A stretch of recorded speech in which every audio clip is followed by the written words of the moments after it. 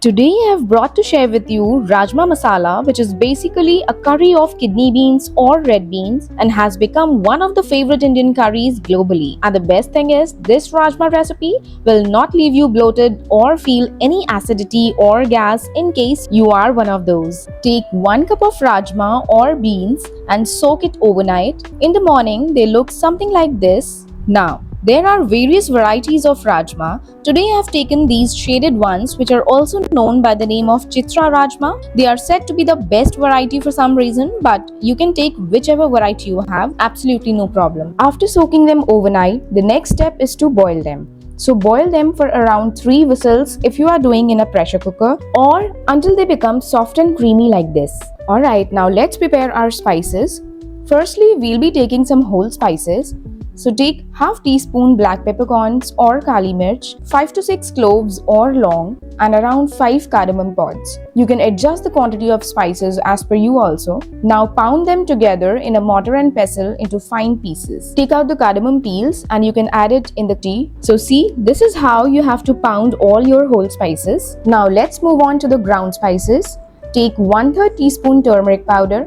This is optional. You can actually skip turmeric in your kidney beans curry if you want.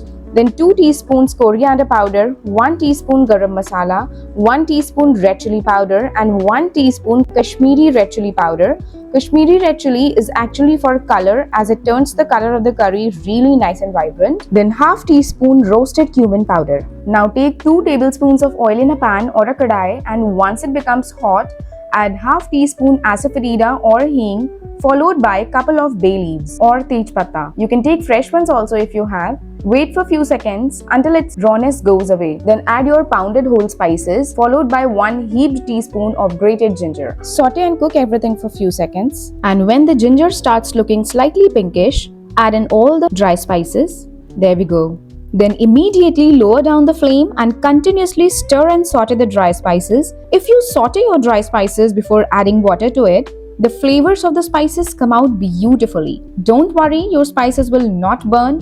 Just make sure that you lower down the heat to minimum before adding the dry spices. Then blend 4 large-sized tomatoes and add into it. Now, as you can see, we have not used any onion and garlic in this recipe. So make sure you take good amount of tomatoes. I mean, you can take 5, which is more than 4 but not 3. Cook the tomato puree properly. Let all the water evaporate, and once the puree starts to look almost dry like this, at this stage you can add some water followed by salt as per your taste. Always remember guys, the key to a good Indian style curry is in its spices. I mean, not only adding certain spices but also cooking them properly. Like when and how to add spices, how long to cook, when to add water to them and when not. All these things matter a lot. Now see how nicely the puree is mixed up in spices and cooked properly. Now at this stage, add in all the boiled rajma or kidney beans. There we go. Then finish it off with some dry and crushed fenugreek leaves or kasuri methi, as well as cilantro or coriander leaves, and you're done. One more thing guys, while boiling your beans, do not forget to add some salt as well as some crushed whole spices like 1/3 teaspoon each of cumin seeds or jeera, black pepper or kali mirch, black cardamom or badi ilaichi, green cardamom or choti ilaichi, and cloves or long. So that's it guys. Serve this amazing kidney beans curry or rajma with some steamed rice or any favorite bread of yours and enjoy.